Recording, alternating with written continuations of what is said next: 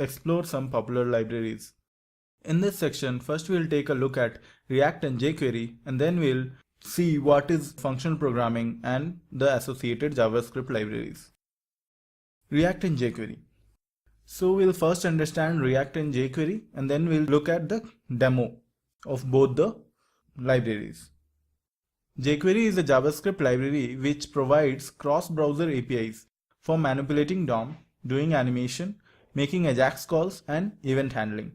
So jQuery was built to provide cross-browser support for APIs. So earlier there was differences in how native APIs were implemented across browsers. So then jQuery came up and it unified all those with its own APIs. That's why jQuery became popular. It also configures most of the default parameters so that it is very easy to use the APIs. When we can use jQuery is for simple DOM manipulations, for quick prototyping of apps, and when we have to write for legacy browsers. So let's take a look at the code of jQuery.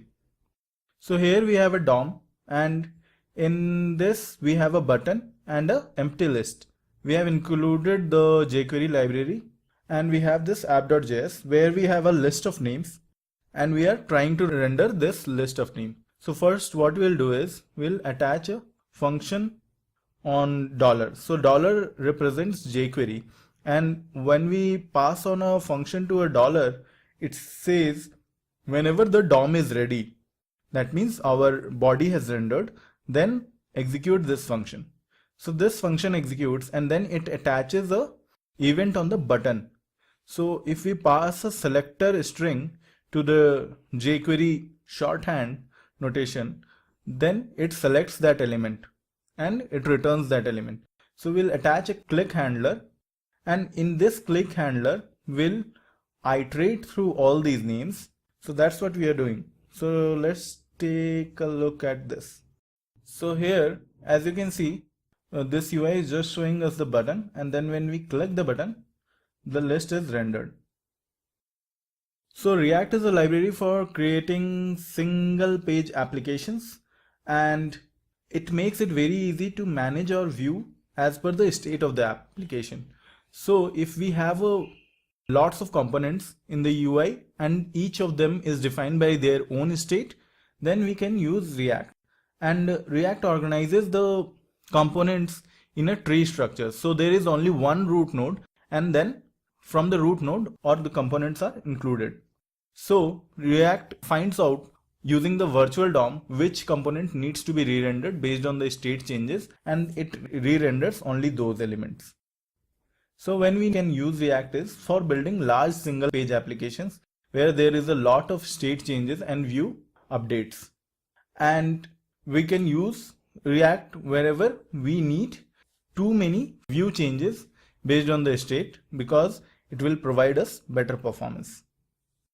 Now let's take a look at the code of React for the rendering list of names. So here we have created a document, HTML document, and here we just have a root node or a root div which will act as the root node for the React component tree. So here if we see, we have written React DOM.render, and it is rendering this template.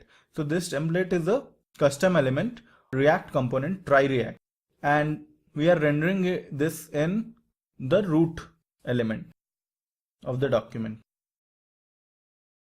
So if we see this React component, it is similar to our native web components that we have learned earlier, and it has a constructor, and in the constructor we are defining the state of this component. So in the state we have defined the names as empty array, and then we have defined a render function which will render button. On this button we have attached a event handler, handle click, and then we have a expression. So this is a JSX expression, and this will be evaluated when this component is rendering. So we are checking if the length of the names is greater than 0, then we'll render this list, and this list is again being rendered using JSX. So we are iterating through the names, and each of the names we are returning a list item. So let's take a look at the handle click, what it does. So we have a list of names that we had earlier. This is just setting the state. So how you set a state is this dot set state, and it will set the state for the component. And in the state we are setting the names. So here we are just changing the state on click, and the component will re-render itself because the state has changed. So if we see here, initially there is only one button, and when we click this, the list comes up.